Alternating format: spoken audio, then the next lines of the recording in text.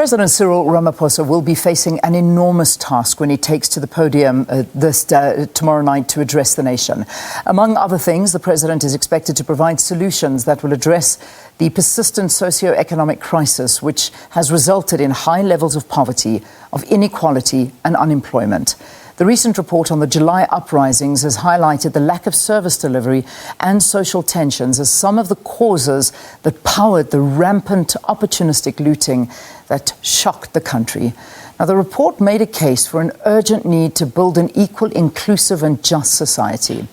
Political analyst and author Dr. Ebrahim Harvey joins us to share perspectives on what he is predicting and perhaps a preview on the State of the Nation address. Doctor, great to have you. Thanks very much for your time. Good morning, and good morning to the viewers. Quite a difficult State of the Nation address this year. Obviously, we were chatting a bit earlier that it has been online for the last 2 years due to the whole COVID-19. Now, not even in its usual home in the National Assembly, starting off the year with it up in flames and now having to relocate and have it elsewhere to try and still, maybe in a way keep up appearances. I'm not too sure. But what are your views going into this address already? How are you feeling about it?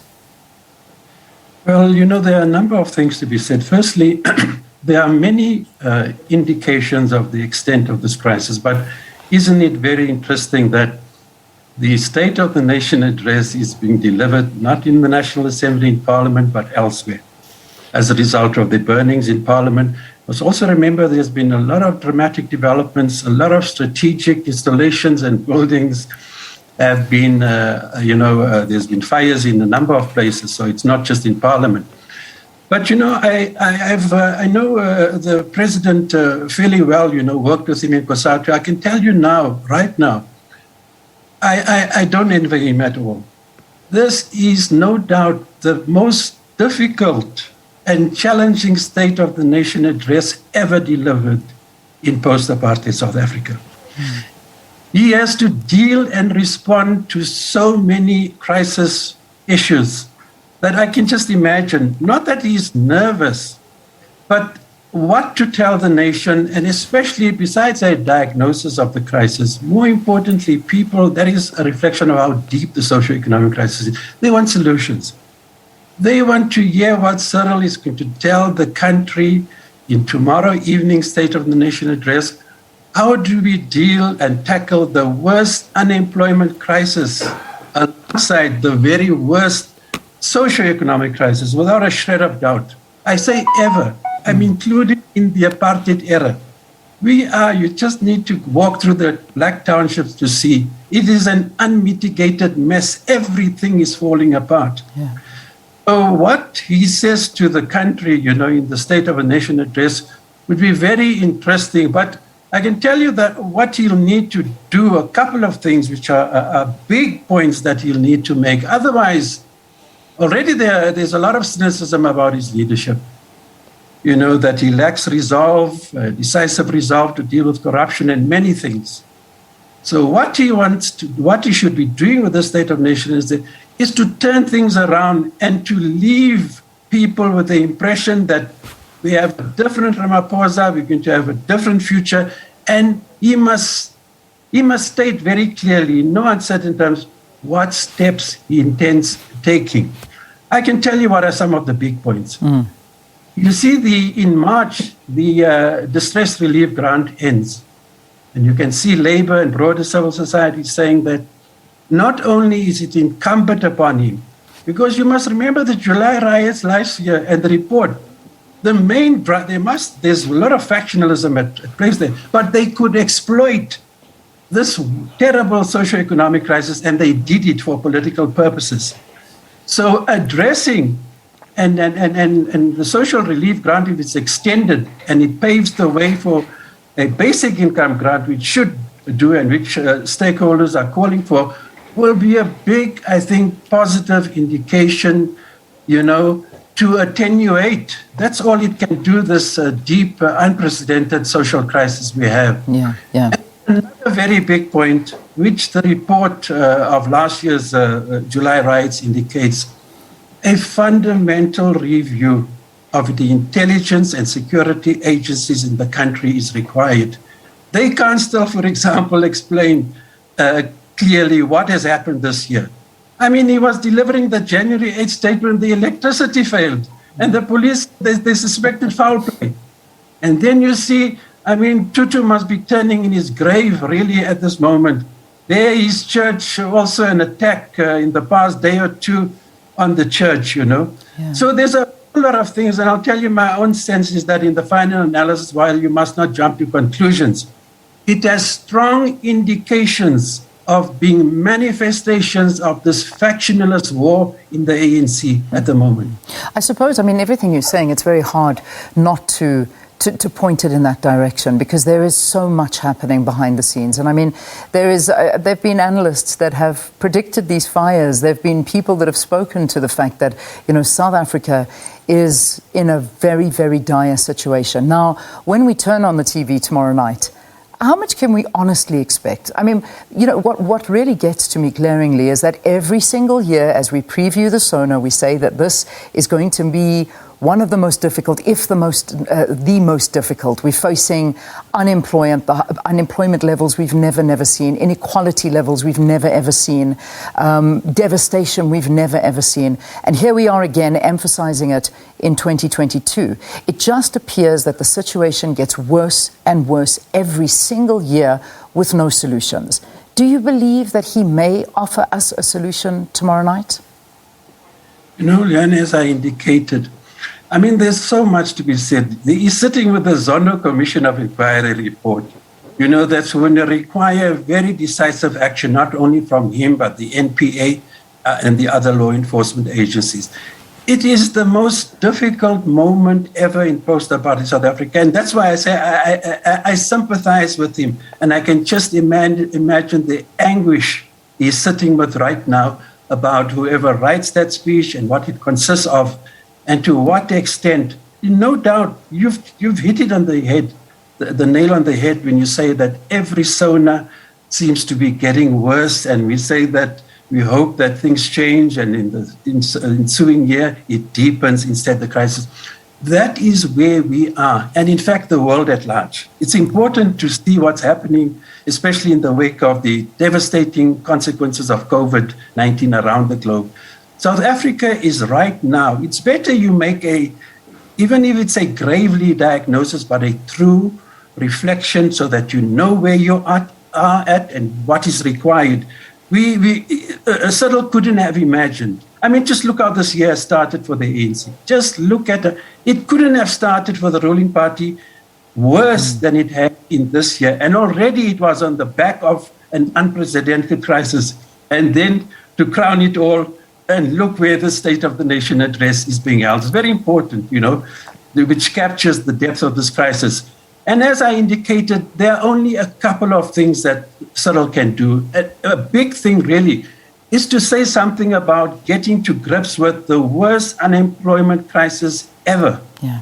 And talks a lot about the social compact.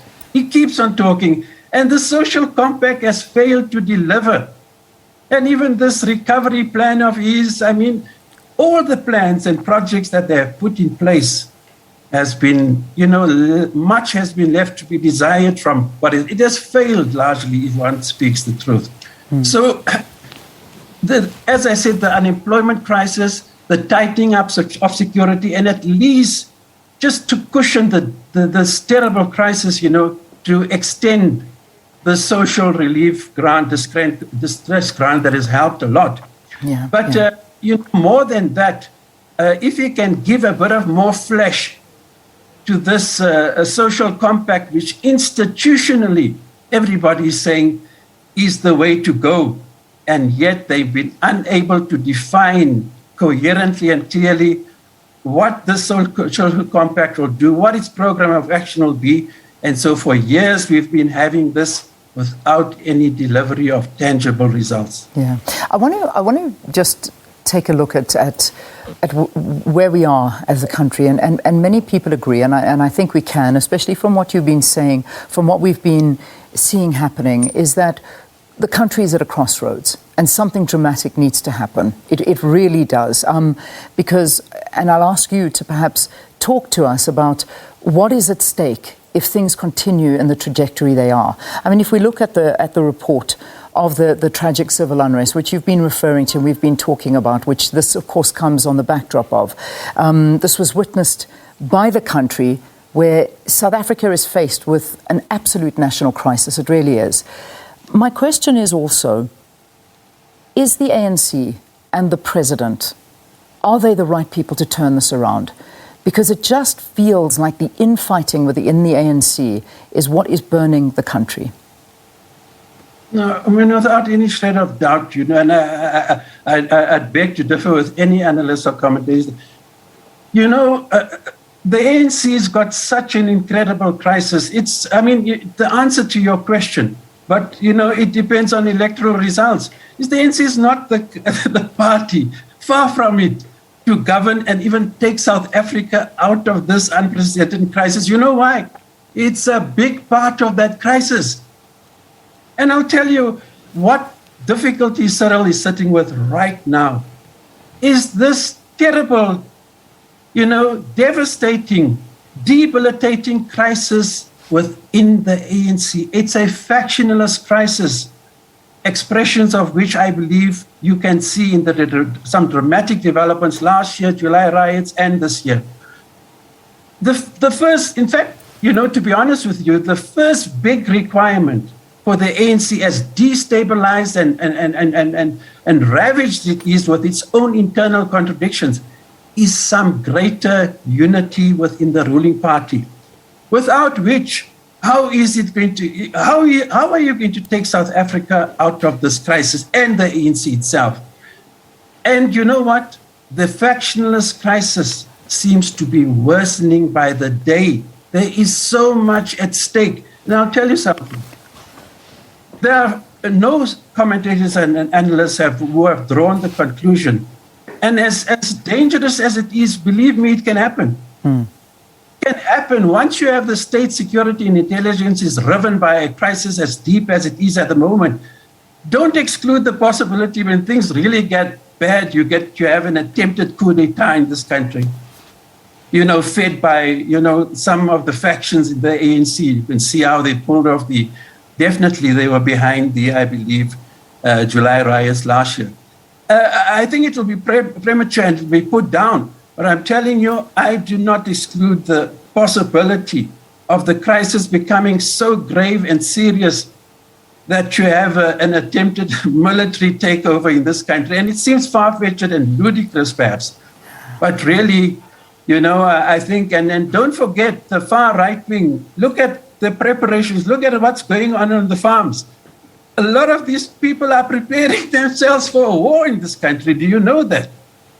So we're really sitting on a powder keg at the moment of the worst conceivable contradictions in our post-apartheid democracy, so-called. Yeah. That's why I say I really pity and don't envy Cyril with tomorrow's State of the Nation address. These are very serious things, I'm saying. Very serious. I mean, these are intelligence agencies and what can happen in the military. Don't exclude these possibilities, though. I don't think it will. These are the top things that I think a lot of people are talking to, and particularly when it comes to security, especially what we saw coming out of that report into the unrest. But my final question to you is, why does the president seem so hamstrung? You know, when he came in and took over, many of us and the world around, you know, he walked through the World Economic Forum like a hero. Everybody was looking to him. And then, yes, COVID hit, but things weren't good before COVID. What's going on? What's gone wrong? The key to answer to your question lies within the ANC. Nowhere else but the conflictual, factionalist war and divisions within the ANC. Cyril meant exactly what he wanted to say about the new dawn, no doubt, but I think he underestimated very seriously and gravely the extent then already of the divisions at the ANC. What do you think Nasrec 1917 was, the outcome? It was a representation of some kind of rapprochement between then the emerging factions in the ANC. and that's how he becomes a president and his deputy and so on. That is the problem. I think people fail to realize the difficulties this man has to deal with in the ANC. You see, it's captured in the following way. He has to dance so delicately between the factions. That is why he has lacked the resolve to act decisively even against ministers implicated in corruption, because once you go for ANC heavyweights, you tilt, you alter and redefine this factionalist, and he wants to remain in office, and obviously he wants to go for a second term. And I'll tell you, as problematic as his presidency has been, if you have even Sisulu contending as is, against him in the December elections, I think this country is going to be worse off. That is why I say that no matter what the weaknesses and problems with Cyril is, I would support him winning the elections in December. But the final word, people do not appreciate the complexities within the factionalist complexities that halts him, that constrains his action and resolve to take action, especially to combat corruption. Because once you go for people, they reconfigure what they're doing, and you'll sit with a lot of problems. I mean, I'm not trying to create excuses for him, but I'm trying to explain organizationally the volatile, contradictions in the ANC, which defines the hesitancy with which he approaches things. Too calm, takes too long, lacks resolve, precisely because he is sitting on a very, very, very delicate factionalist balance in the ANC, and he has to watch his back in everything he does. Yeah. But let's hope that maybe with tomorrow's State of the Nation address, he finds the resolve not only in word, but subsequently in deed. Yeah, all right. Dr. I Harvey, believe with the report of the SONA Commission of Inquiry, I think it's the most important thing to do is to deal. We'll have to leave it there for today. I know there's so much to talk about, and I'd like to quiz you in terms of why saying that it'll be worse under Lindiwe Sisulu. It'd be quite interesting to find out how much worse it could get and what the difference would be between the two as leaders. But anyway, that's still to come. We'll talk about that in the weeks and months to come. Political analyst and author Dr. Ebrahim Harvey giving us a preview of the State of the Nation address.